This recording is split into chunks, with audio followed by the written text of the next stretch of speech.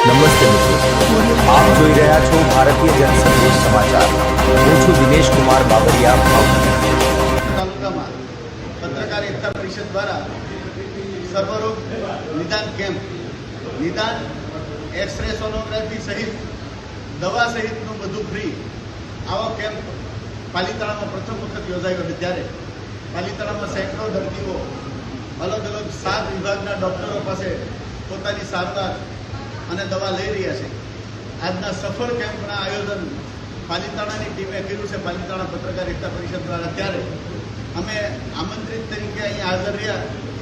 પાલિતાણાના શ્રેષ્ઠીઓ પણ ઉપસ્થિત રહ્યા અને એમનું પણ સન્માન કરવામાં આવ્યું.